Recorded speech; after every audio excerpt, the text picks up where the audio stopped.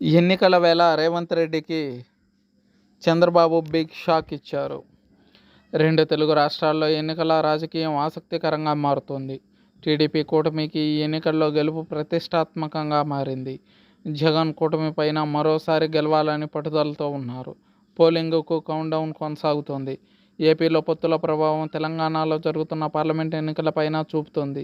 అక్కడ కాంగ్రెస్కు అసెంబ్లీ ఎన్నికల సమయంలో టీడీపీ మద్దతు లభించింది.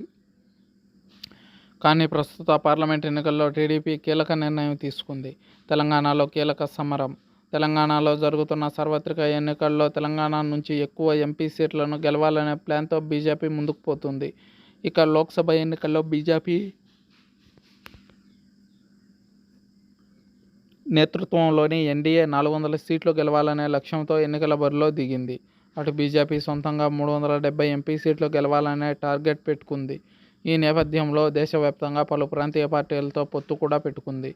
ఏపీలో జనసేన తెలుగుదేశంతో కలిసి కూటమిగా బరిలో దిగుతోంది.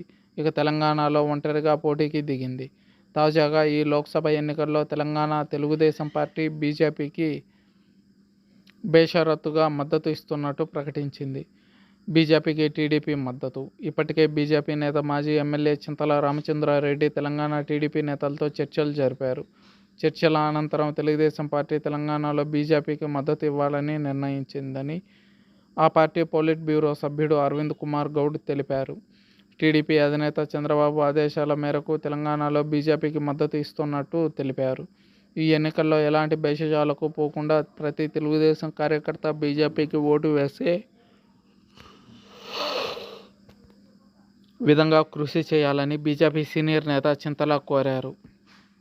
మన ఓటు ఇతరులకు వేస్తే నష్టం తప్ప ఇరువురికి ఎలాంటి లాభం ఉండదన్నారు. ఆంధ్రప్రదేశ్లో చంద్రబాబు నాయుడు మరోసారి ముఖ్యమంత్రి కావాలని ఈ సందర్భంగా చింతల ఆకాంక్షించారు.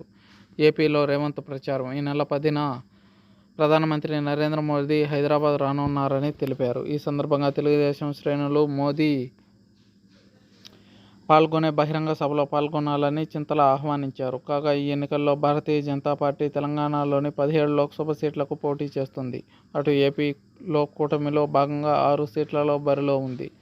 మొత్తంగా 2 ఉభయ రాష్ట్రాల్లో 23 స్థానాల్లో పోటీ చేస్తుంది.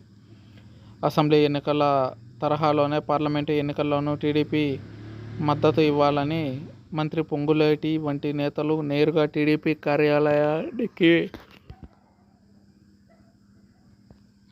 వెళ్లి మద్దతు కోరారు. ఇప్పుడు టీడీపీ మద్దతు బీజేపీకి ఇవ్వాలని నిర్ణయించడంతో ఏ మేర ప్రభావం ఉంటుందనేది రేవంత్ టీం లెక్కలు వేస్తుంది. అటు రేవంత్ టీడీపీ కూటమికి వ్యతిరేకంగా ఏపీలో ప్రచారానికి సిద్ధమయ్యారు.